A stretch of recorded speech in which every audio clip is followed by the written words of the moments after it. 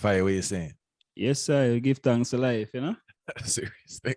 We are here again, Ballhead and the Dread. Give thanks for everybody supporting the thing from those times to now. And I want to tell you there's a brand new video there on the scene from Farai here.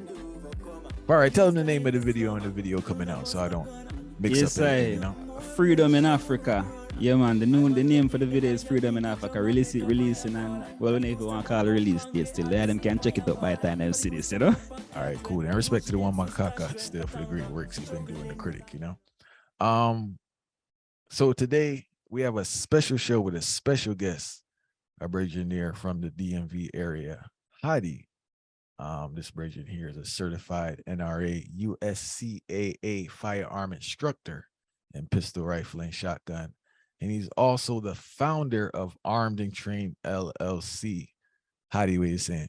Hey, man, look, man, I'm blessed, man. I appreciate y'all, man, let me on the platform, man, itself. Been watching you guys for a while now, and I was like, this is a topic that I think our people, just all people need to understand where we stand at. Well, at least some of us stand at and get a better understanding, So I was like, why wouldn't I, choose this platform to spread the message that you guys already reasoning? So I definitely appreciate, being here.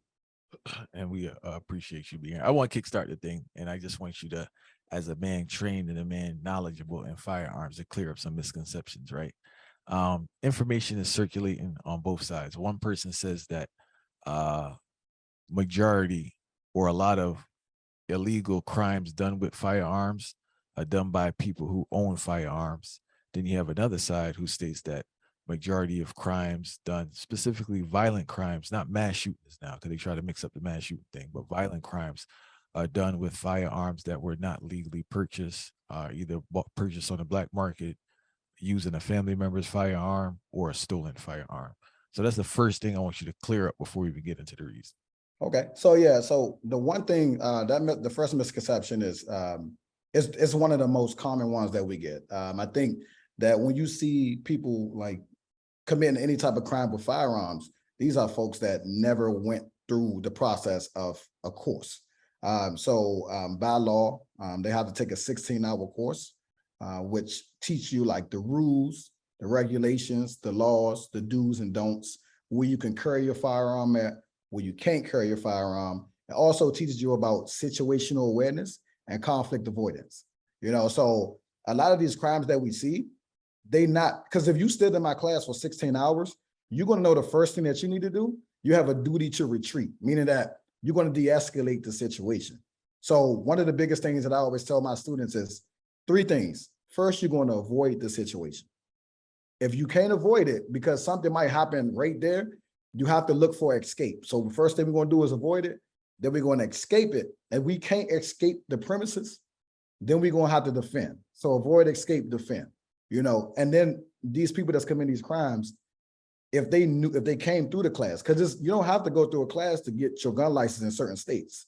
You could just have an ID and go to the store and buy. You can go to Walmart. Well, Walmart don't sell them no more, but you could go to Walmart and get you a gun same day and get the ammo same day, and then go out the store. So a lot of the crimes are coming from folks that haven't been properly educated on the laws or the rules or the regulations of the firearm.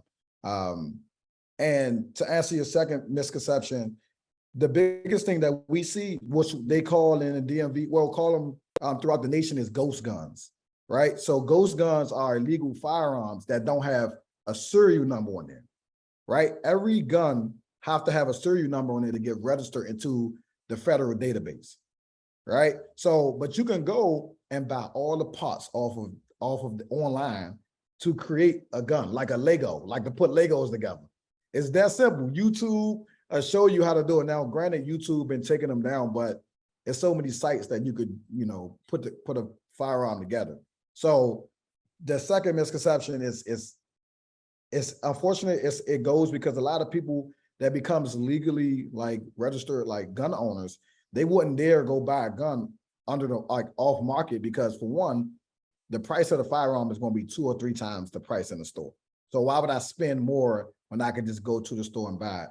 And secondly, it's a lot of these take the guns off the street type things. But I mean, me being me, I always ask the question, how these guns get into these neighborhoods? We don't own any planes, we don't own any boats, you know. So that entry, like where these illegal guns is coming from, like it's a lot of different angles we can go at. But them two misconceptions is they're highly common. So yeah, people that don't have the knowledge, they do commit more crimes, and those that don't want to go through the proper channels, they can buy illegal guns, you know, pretty easy.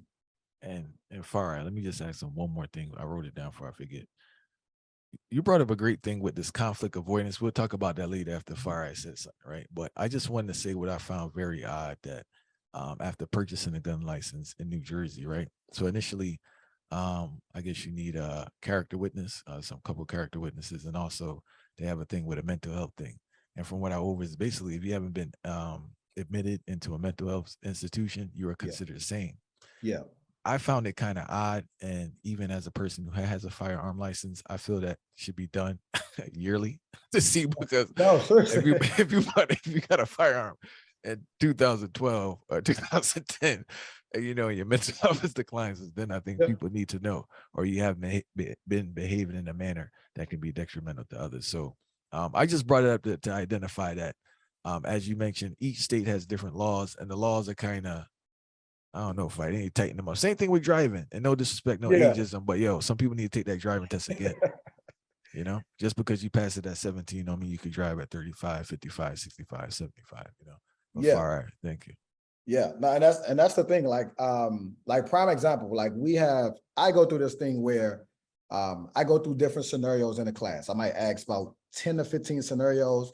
Like I might say, hey, you and your lady walking down the street, she got on the best outfit that you can imagine, and a guy come past and smack her on the butt, right? What do you do in that situation?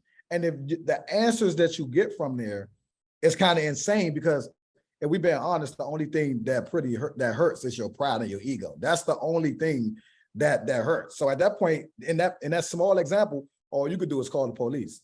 That's all you can do. But as a man, your woman gonna look at you like you just gonna let them do that, you know. So so what I do in my class, I test them, because like you said, like as long as you wasn't in no mental health institutions, like you are clear. But the one thing I like about the Utah permit is it's a permit that honor 38 states is under that one gun permit, and they do background checks every 30 days. So just in case something happens, say you get a DUI or some type of domestic violence or anything, or they snatching your license just like that. Now with DC and Maryland, it has to just hit the court system, you know. So that's the one thing. But me personally, I didn't give people money back because I get people that come and say, hey man, oh yeah, after I get my gun license, I'm just gonna be able to shoot and do this. And it's like, if your mindset is still like that after the class, you have to come to another class. Like I have to see that you can actually follow the laws completely. Because at the end of the day, say if you get in an altercation and you have to go to court, they're going to come to me and say, as the instructor, as the master instructor, can I see your curriculum to see if you went over X, Y, and Z, if you went over the proper laws or the proper rules. So when they check the curriculum, they're gonna say, oh wow, this individual made that choice on their own. You taught them properly what they needed to do, but they chose to do something different. So again, like these laws is they're quite interesting. When you in New Jersey, man, it's bad. Like it's one of the things that is like, they so strict, they don't want you, it's no point of you having it. Like DC was like that for a long time, but now DC is opening up a little bit more to the point where they don't want to get sued. DC got sued for a lot of money for denying people their concealed carry license. So now they're like, as long as you take the class, you can carry your firearm as long as you're not on federal property. You know, so it's quite interesting. I know you mentioned something about the ego being bruised, because I realize that's kind of like, so we don't really want to bypass the statement there. Because we realize the majority of the time when it comes to this gun thing, it's always some form of ego being touched. But we want to expound upon the offense versus defense, because most ones don't understand that having a firearm is for the purpose of self-defense and not for the purpose of offense. So how does one really differentiate being on the offense as opposed to being in the self-defense? Because we also see that a lot of civilians themselves who get the privilege to actually have a firearm tend to denounce the concept of having it just because they're only thinking about offense. So how we differentiate that offense as opposed to the self-defense in that aspect, generally speaking, and even as it relates to state by state? So just from a general standpoint, it's a couple of points that I always let my students know, right? It's like, one thing, the first thing, you need to be the innocent party, meaning that if a situation is happening, you should not be instigating the situation. You should not be escalating the situation. So you have to be the innocent party first. The second thing, it need to be unavoidable, meaning that there's no way for you to escape. There's no way for you to leave the situation, right? So, because you got to think about it. Once you get your license, you can't argue with no one. You can't fight no one. You cannot get to that level. Even if someone on level 10, you have to stay on level 1 or 2 because of the fact that you are more trained than the average person after you get that license. So one thing got to be innocent party. It got to be unavoidable. Your life have to be in immediate danger. And what I mean by that, I can't be across the street and say, hey man, look, I'm gonna kill you or I'm gonna do this. Like it can't be word of mouth. It got to be, I'm gonna charge you with a gun or a fire or a knife or something like that, where your life is really in danger. All right, because it got to be grave bodily harm. It got to be one of them things that, like, my life was on the line. It couldn't be, oh man, he parked in my pocket space. We got out, we started arguing, and I shot him.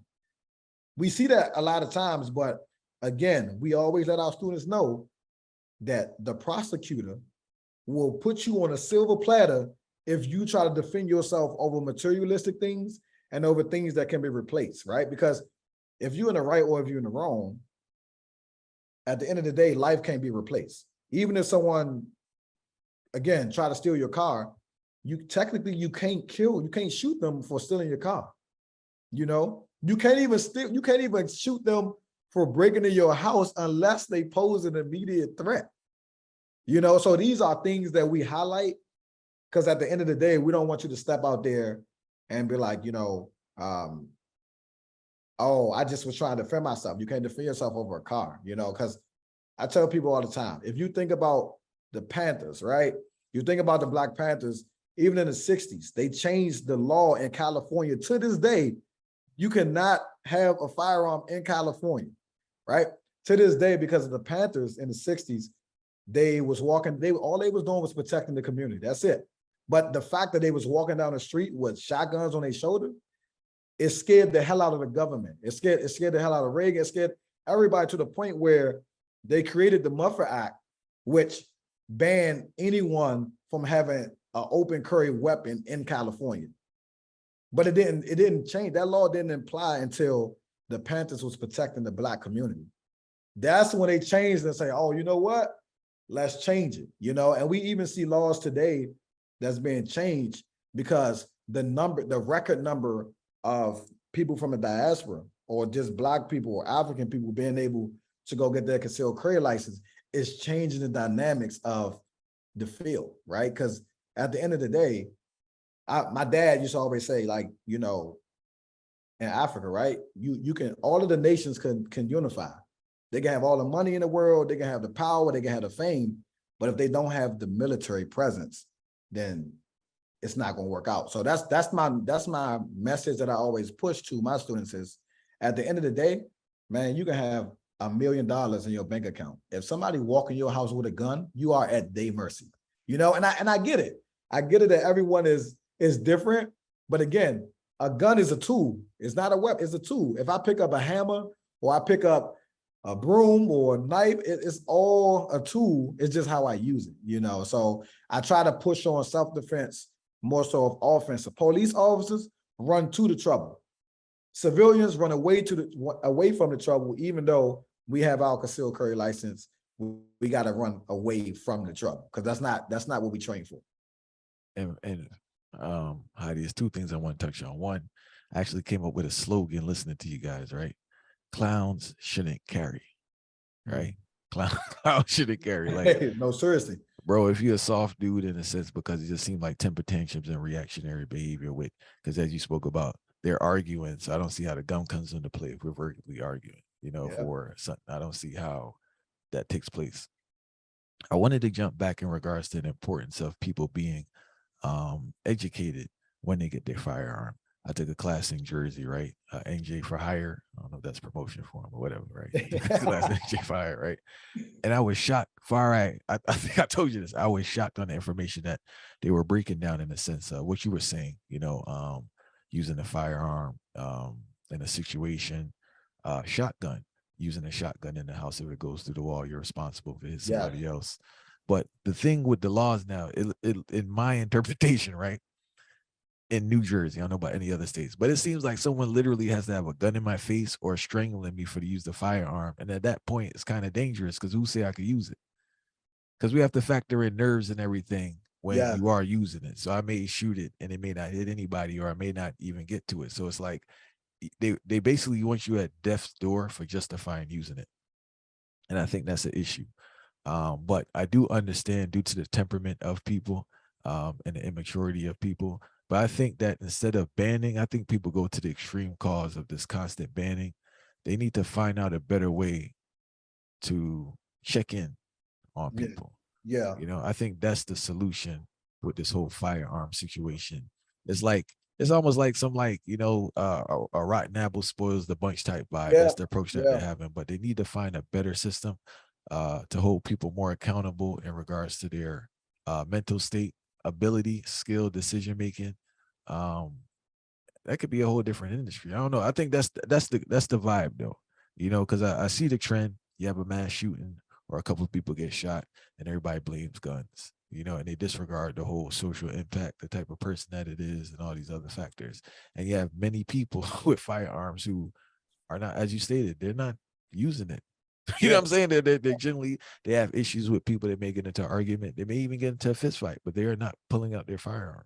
Yeah. And that's the big thing though, because there's no way that you can monitor that, because on one side, you have like the 2A community, which is the Second Amendment community. I have the right to bear arms. This is my gun. I can do what I want. And then you have the other side, which is we don't like guns at all. Right. But I always make up this interesting point is the people that don't like guns, a lot of the senators or the politicians, but they have guns in their home, or they have guns, they have higher guns around them. Right. And I always talk to people because I'm a history buff. Like I graduated from Morgan State University, undergrad in political science, and I went to Mason to get my master's in conflict resolution and analysis. Like that's my thing. Like that's my goal, is to be able to diffuse the situation before anything even happened. Before, as I used to say on the Boondocks, before you have a nigga moment, right? Before we have that moment, that it shouldn't even happen, So I always tell, even with my students, I'm like, at this point, you really got to think about it, because with jail time comes a financial burden on your life. Like if you don't have representation, you're going to be stuck with a public defender that's going to make you take this charge. Even if it was self-defense, you're still going to take this charge. So it's like, you really got to go through the different mindsets. So how I do it is, it's a 16-hour class. And then after my students take the class, I always recommend them for self-defense shooting. So what they do is they do concealed carry license, meaning that when you finish this class, you're going to go through the background check and you're going to be able to carry your firearm like under your clothes. But when we go shoot, because they got to do the knowledge and they got to take a test, and then they have to go shoot. They got to hit targets from 3 yards, 5 yards, 7 yards, 10 yards, and 15 yards, right? At an 80% clip, you're going to shoot 50 rounds and they got to hit 80% at a time, right? So once they pass that, all they doing is looking at a target straight ahead and they shooting. But life don't work like that. Life happens when it comes to defensive shooting. So we have marksmanship, when you're standing still, you're breathing, you're taking your time. And then we have defensive shooting training, which means that we can all be in the group talking like this, and someone tried to do something, and I should be able to draw my firearm and take a shot and be able to hit the shot under distress, under pressure. But again, that takes time. Like when I first started this, I could not draw from the holster.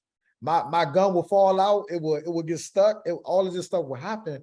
But over about 6 months to a year, I'm able to take my holster out. I take my gun out the holster and shoot at a target in 0.9 seconds.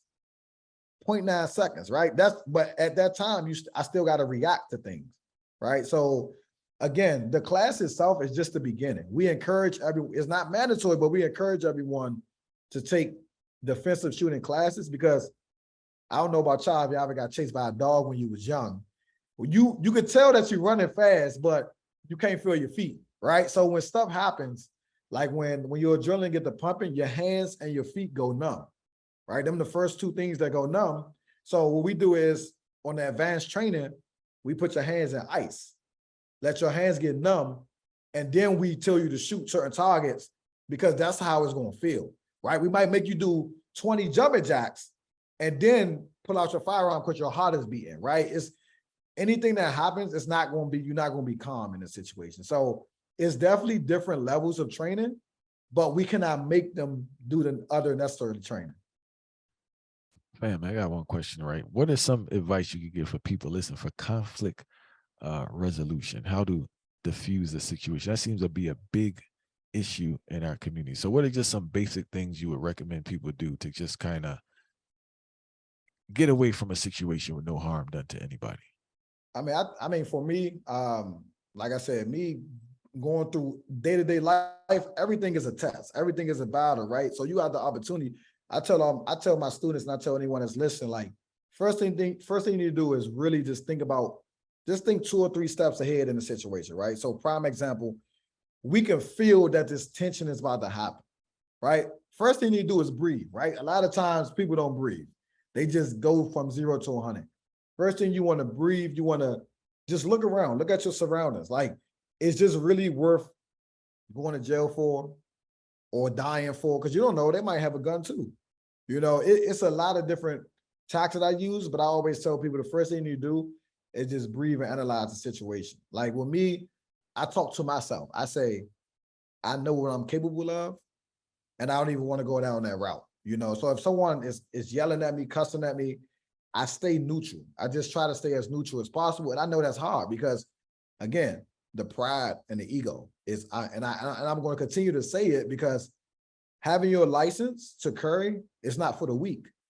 Like, you know, it's not for the weak. Like, you being Black in America, or you being of African descent in America, like, you know how the environment is. We in the belly of the beast. We in the middle of Babylon, like, as we speak. So I'm like, you should have some type of poise to you already, you know?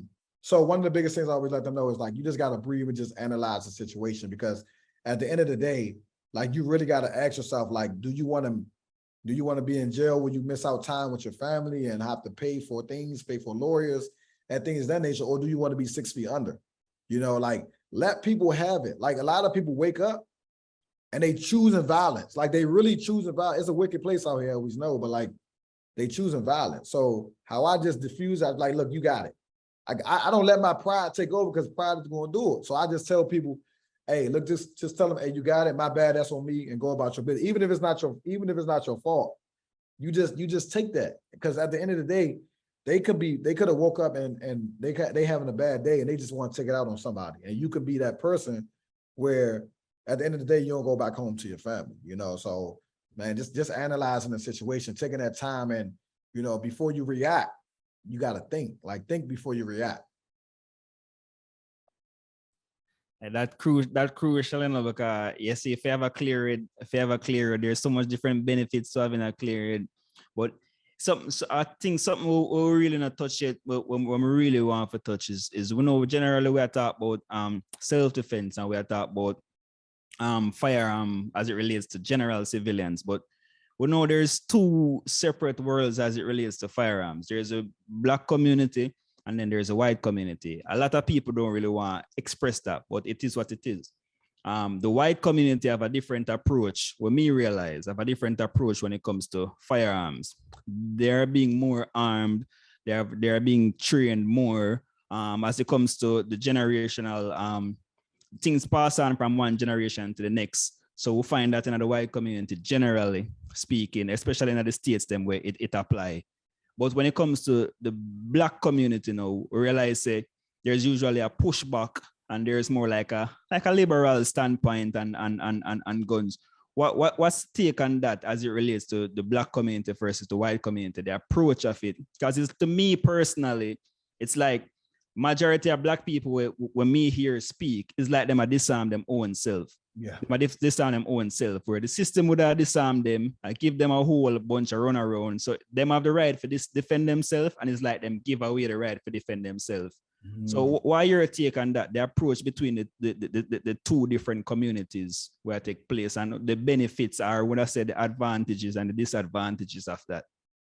I think for us, I mean, this quoting like Malcolm is just like, who taught you to hate yourself? Like the system itself, like who told you to suffer in peace? Like that relates to even today. Like I think for just looking at and you're right, like you have the white community that is armed and like they constantly training, right? I used to go in the range by myself and just shoot, and I would see a white dad with his white daughter that was probably like 7 or 8 years old, like shooting a rifle, right? And I'm like, while our kids is out here doing TikToks, and don't get me wrong, if you're making your money off of social media, do your thing. But like they are training like constantly, right? Because they feel as though at any given point, something can happen, right? And sometimes with us, which I think got us in trouble just throughout history, is like we so like hospitable, like we so like we everything is so calm, or we make a joke out of everything,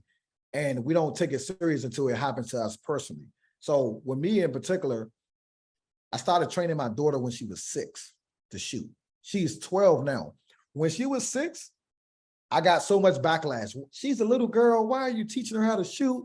And this, that, and the third. And it was going crazy. Like my mom, family, friends, everything. But now they look at her at 12 and they're like, man, like she's been in shooting competitions. Like she's in karate. She takes taekwondo. Like my daughter is one of the probably the quietest kid you ever meet. But it's like she just knows she has the tools. She in her toolbox. She have the different skill sets that she might need just in case. But for us, I think I'm just gonna keep it frank. I think our people we don't take things serious enough. Like we literally don't take, like to the point where when the Freddie Gray situation happened, we was in Baltimore, we was college students, but we was in the face of Baltimore SWAT team, like on North Avenue, face to face, because it's like we're not going like that, right? But you have people that talk a whole lot. Our people love to talk, right? But when it comes about that action, they don't want no part of it, right? My dad used to tell me only 10% of Black people participated in the civil rights movement. And I used to be like, only 10%. And he said, it might be less than that. But the fact that we seen all these Black people out here risking their life, but that was only 10%, which means that it's going to be a lot of jokers that don't want to get in this work, that don't want to get into this field. So they're like, you know what? Let's just let the police let the police come. Give me a time where the police ever came at the right time. When did they ever stop something from happening in the Black community? Like I lived in DC. I lived in Southwest DC, where the hero was Wayne Perry, who was a notorious hitman in DC.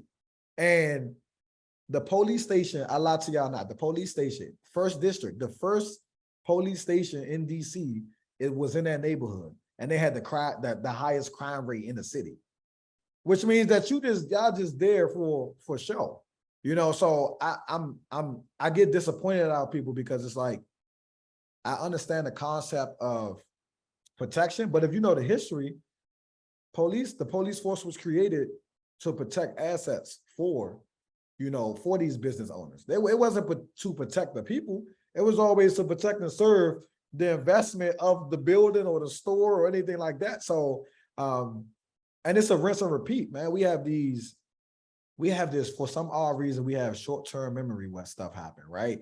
Somebody get gunned down, we march, we protest, which if that's your thing, do your thing, right? I'm not gonna sit right here and belittle anyone for marching, but I always tell people, after you march, then what?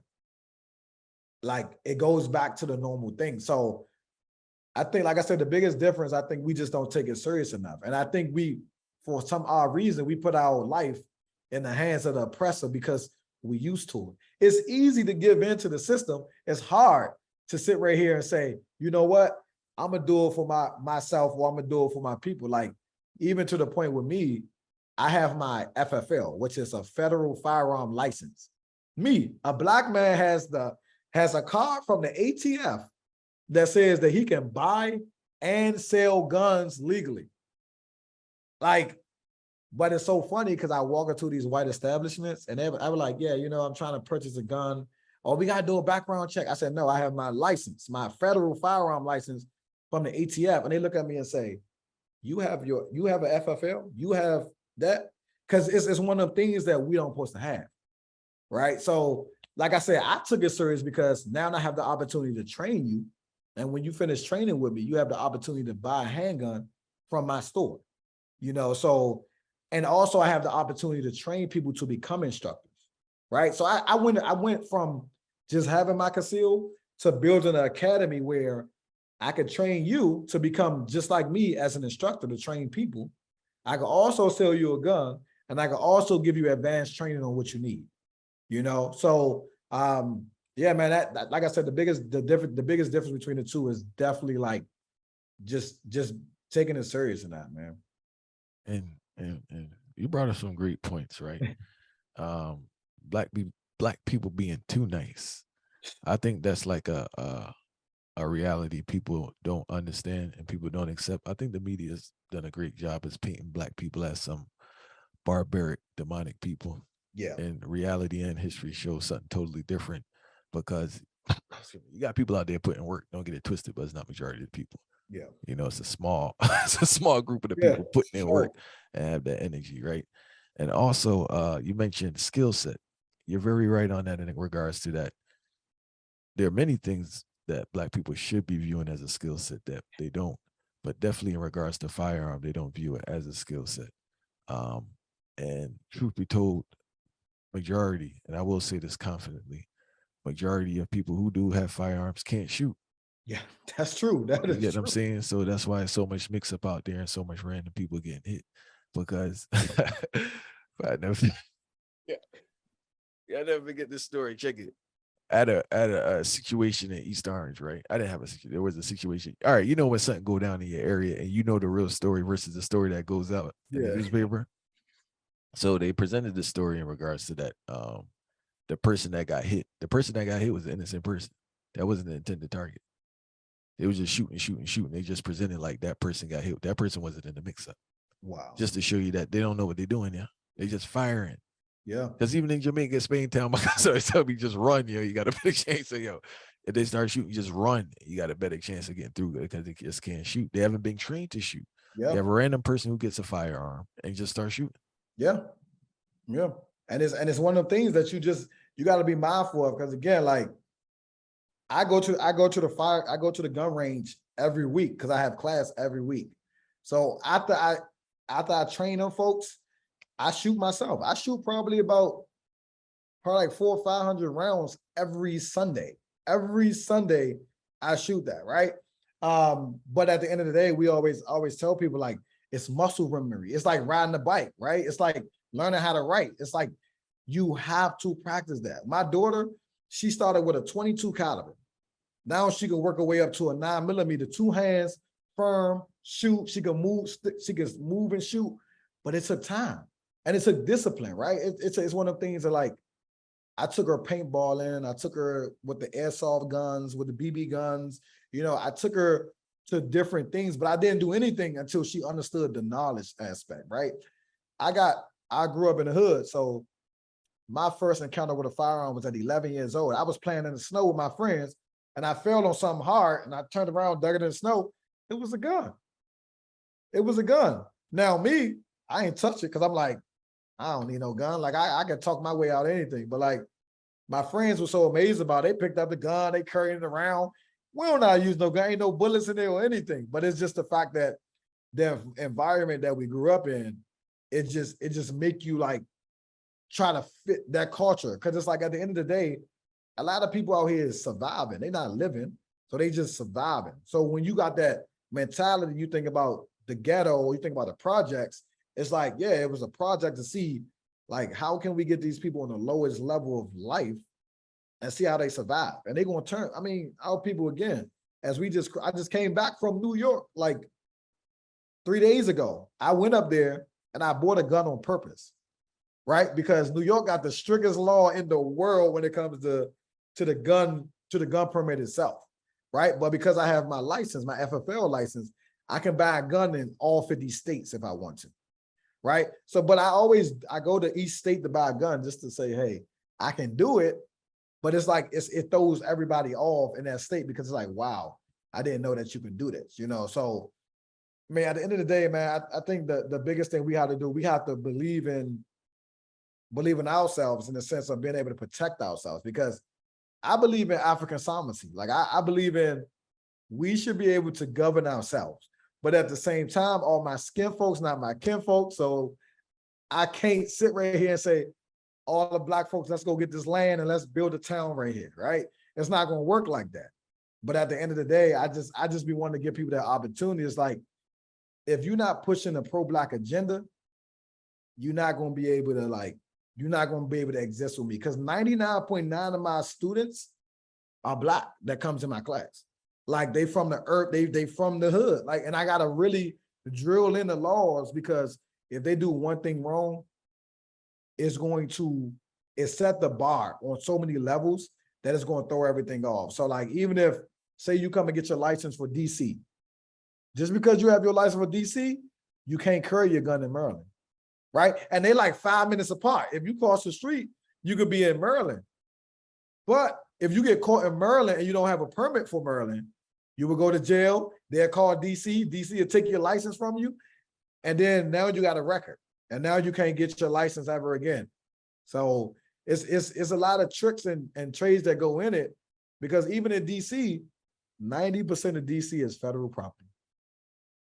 And you can't carry on federal property. So what you gonna do? It's like New Jersey. What you do? I know you mentioned that childhood experience. We look kind of want to expound on that and ask you a question based off of that. You feel the socio-economic situation of majority of Black people contribute to the thought process that them have of guns? Because I realize that a lot of the reason why it seemed to me, at least, why the reason why majority of Black people have that concept about guns and owning one legally is because of some trauma that them having at the past, where probably because guns automatically mean bad, because when whoever we see with a gun from a childhood stage, these are illegal guns, people who are criminals. And because my surrounding, as you say, coming from the hood, coming from the ghetto, a lot of us, even when we have it due to certain restrictions, you know, as you say, historically speaking, you have red line and you have all of these things where them kind of force us in a one particular environment. So you feel like that approach where majority of the people them have of owning a gun legally is due to them socioeconomic situations? Yeah, and I think that because that's a very valid point, because media, right? So y'all have my brother and Sam on there, Sam PK. That's my guy. Like I actually just got another book from him because I'm giving them to the younger students. We was actually talking up Howard last week, and media, like just the brainwashing, right? We think about like they glorify, prime example, 50 Cent getting shot 9 times, right? Like that's like, man, I survived it. Or you think about like all these the video games, like it's so much of the media that plays a part in this that like it's insane. So like for us, again, you see the drug dealers on the side, on the corner, they got guns, they got this, they got that. And we don't have any, for one, we don't have self-identity, right? But that's like one of the things that I always preach is like self-identity. And then it's self-awareness. Like, do you care about yourself? Right? Even when I was growing up, me and my brothers and my friends, the thugs or the gangsters, they left us alone because we played sports, right? We played basketball, baseball, football, and they gave us a pass. Like, you know, like, because at that point, it's like we'd check out a kid if they did something crazy, or we'd check out a mom or this. Like, it was just one of them things that's like, I gotta survive. So once you get in that survival mode, you pretty much is paranoid for everything. So part of the paranoia is the fact that I have to get a gun to protect myself, right? I had my license for about 7 years. I never had to use my firearm. 7 years. But what happens is once you get a gun, like if you ever seen anybody shoot a gun before, the adrenaline, like the power trip that comes with you, the power that comes in your hand after you shoot that gun, it's like it gives people this rush, right? So then people feel like they're untouchable, right? Because I always tell people all the time, me being a firearm instructor, I actually hate guns. I don't like guns. I'm not gonna say I don't have a bunch. I got a nice little collection, but the idea of it is that's like the super last resort, right? But being in the hood, that's the first resort, because it's like, as they always say, a coward would kill you way faster than a real man.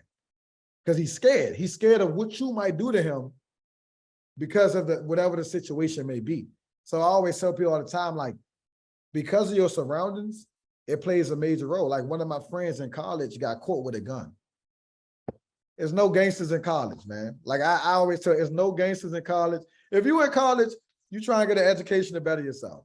And he got caught with a gun, and I'm like, why? Like we on campus, we had Morgan. It's a bubble. Like college kind of protects you from whatever the environment is out there. So yeah, man, like the environment itself, and like I guess like some of the just the brainwashing that goes in with the media, and just the peer pressure can go a long way. Because I hear people all the time, man, I need to get my gun. I'm like, why you need to get the gun? Yeah, man, because they're not about to catch me. Who about to catch you? Who's about to do something to you to the point that you have to have a gun? You know, so that's like one of the biggest things I always preach is like the environment you in can cause you to want to get a gun. No, seriously, I brought a great point, because the way some people moving, that's not in the thing. Like I know some people with guns that no need for them to have a gun. It's like they're almost drawing that type of energy towards them. And like, people need to be more mature of their peer group, their surroundings, and where they go. Some places people going, they don't need to be there. You get what I'm saying? Yeah, some people with some families and all that going to certain places that you have no business being there. You know the type of energy that's there. And for you to be in that environment, you have to move a certain way. So the question is not the environment. Why are you going to certain environments? And what are you trying to prove? I think some people just need to mature and wise up and just easy and stay in the house and work on themselves and work on a hobby. Yeah. Because if you really check it, like you have some people that's out there. But then you have people that you hear the story like, oh, you know, he was working, he had a family, he had a wife. So my question would be, why are you there? Yeah. Like you said, oh, your brethren of the dude said he need to have a gun, but why? Where are you get what I'm saying? I understand that your house or something, or you're in a certain business or something, but like, why are you going to a specific place that you know you need to be strapped? Yeah. If it's not like in front of your house or something. Yeah. And DC lets you know, like DC have these hot zones where it's like you don't supposed to really go. Like, you know, like I love my community. I love my hood. I'm a product of my environment, you know, like, but I tread light when I go through there, because it's like, why? I don't need to be down there. I got a family. Like, ain't nothing down there for me. I would never turn my back on my hood. I'm always investing, doing give backs. We doing the giveaway for Thanksgiving. I don't celebrate any of the holidays, but I do it for the community because they celebrate it. So I'm like, I go down for stuff like that, you know, but I'm not going down there to go chill on the block and do all that. First of all, I'm too old for that. Like I mean, I'm only 29, but it's like, I'm too mature enough. Like, as I'm thinking, I'm like, how can I make the community better, right? Like, of course, I'm in America. I'm not a fan of capitalism, but I had to understand it, right? So like even my classes, we got people that charge they charge about $500-$600 for this class. Like I charge $350 because at the end of the day, you still have to buy your gun. That was just for the license. That's just for you to get the license of training. You still got to buy a gun to protect yourself. So it's like, it's a lot of different factors that goes into it. But at the end of the day, like you stepping into a world that some people not ready for. I had 2 people say, you know what, this class might not be for me. And I respectfully give them their money back because there's a lot of responsibility that comes to like having a gun. Like if I break into in Maryland, if I break into your house and you shoot me, I can sue you. Because I didn't cause no harm to you. I just broke into your house, right? Or I came on your property. But if you go to Florida, I tell anybody this, Florida is a different place. I feel like Florida is its own country by itself because they have a stand your ground law, which if you don't want to move and you want to be confrontational with that person, you can do that and you can shoot them. I mean, we saw the Trayvon Martin situation, which again was just, he was an armed neighborhood watch, like which he didn't supposed to follow him, didn't supposed to do none of that. But the idea of in Florida and different places, they so big on the Second Amendment right that I'm like, that it's like, as long as I'm able to carry, I should be able to defend myself point blank, period. You know, so different places is different laws for sure. Well, you have two points on one. We have 2 questions really. Okay. I'm going to ask based off of that statement, right? So one is we talk about the people side of it, but we're talking about the system as it is right now, the whole capitalistic system, the whole Senate, the whole whoever passed all of these laws, you know, the politicians. Don't you feel like isn't there a point where people need to stand for themselves as it relates to self-defense? Because when it comes to this self-defense, I realize that there's certain limitations and there are certain cutoff points of self-defense. To me, it is self-defense for you to actually be able to do whatever you want to do to anybody who break into your house. I mean, by law, that's not it. The law says opposite, right? But from my perspective, it should be that way. Yeah. So don't we feel like the law itself, the system itself is kind of breaking down the people, making the people weak and making the people more dependent upon them? That is the one question. Do you feel like the system from certain angles, especially in certain states, certain situations, do you feel like they're making the people more weak and becoming dependent on them? Because the average crime don't take 30 seconds, you know. Yeah. 30 seconds is a lot for the average crime, you know. So as we mentioned, the police will be nowhere there. You don't know the intention of that individual who is already inside of your personal space where you might have your family. So don't we feel like the law is extremely harsh or too harsh in a certain situation, certain states, and certain situations like that? And then the second question I'm going to ask now, based on the community thing we say now, is how important is it for a young youth, a young Black youth in particular, to have a mentor?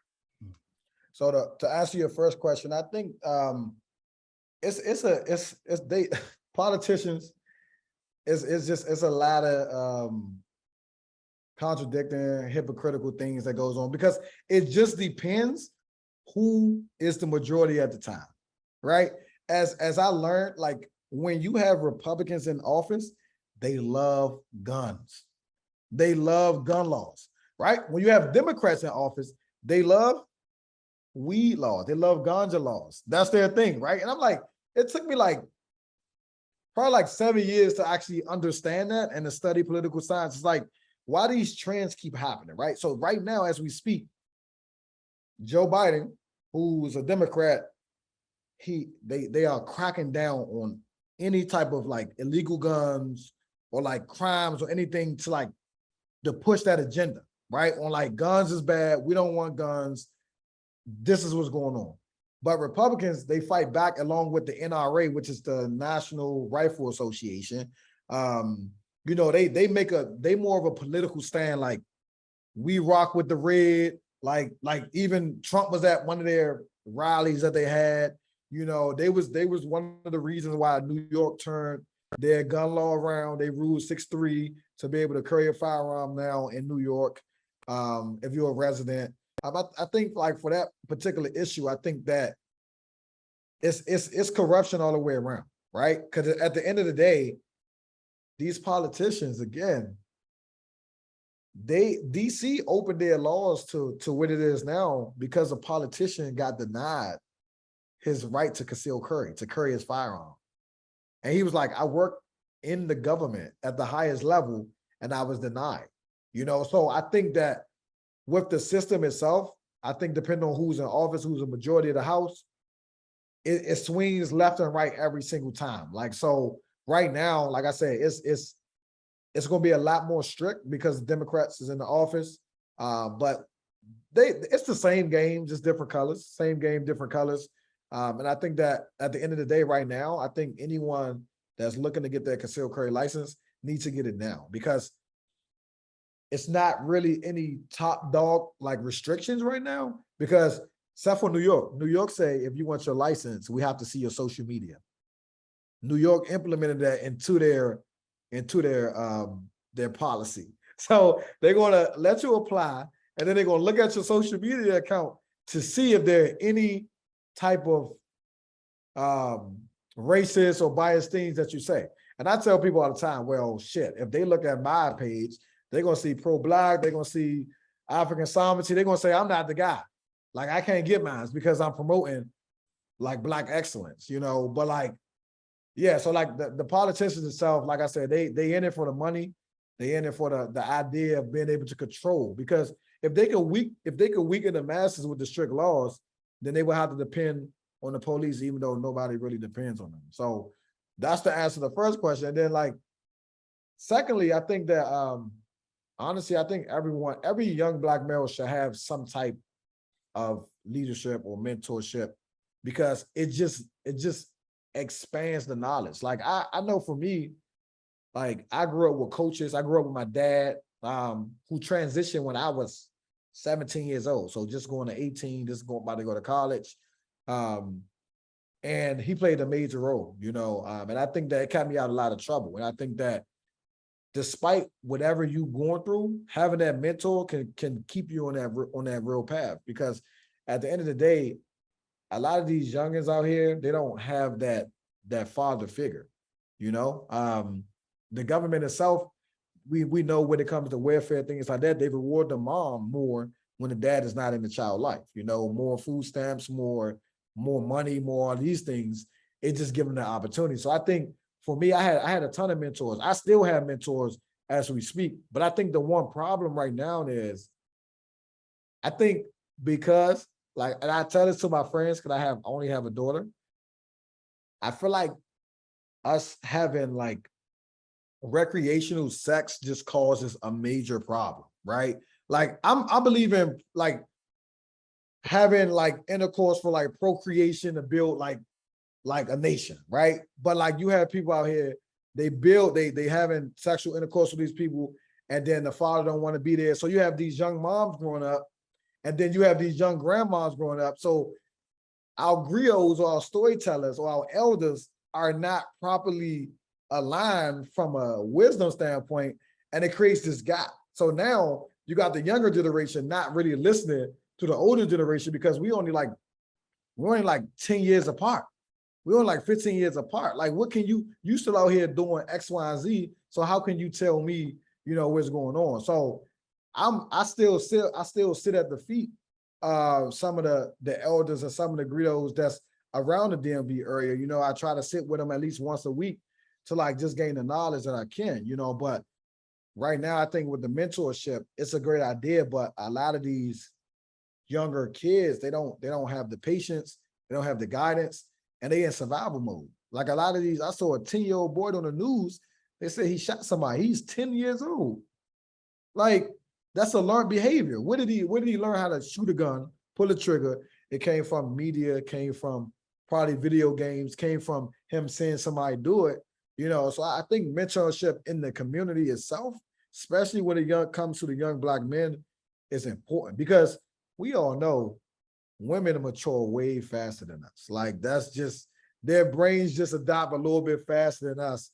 And for us, we still just moving off of just energy and instinct, So yeah, man, one of my goals is to like just tap in and create a mentorship or something. I try to do it as much as I can, like just off the strength. But yeah, like that'll be major. Like just building some type of facility.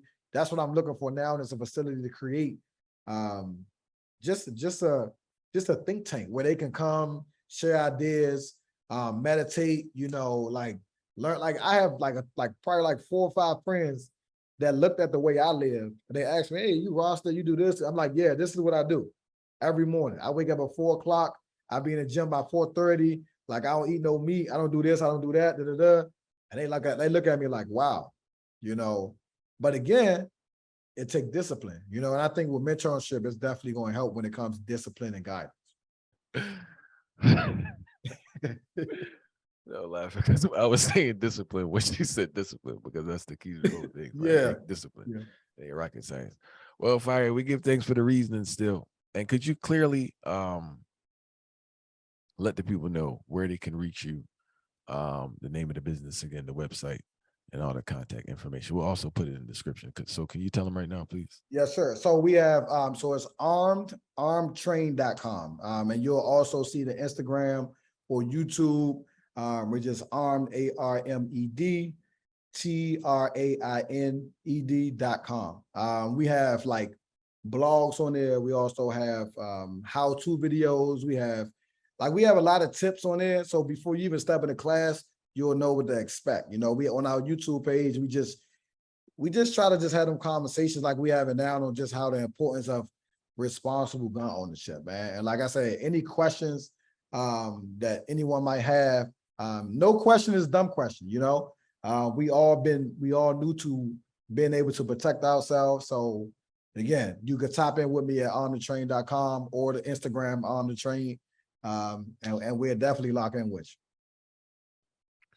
All right, family, we give thanks for the reasoning. I learned a lot. I'm pretty sure people listening will learn a lot.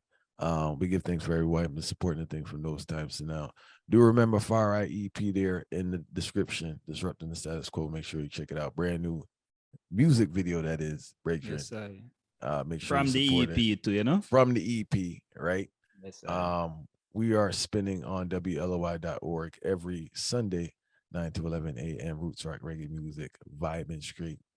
And everyone, we give thanks till next time.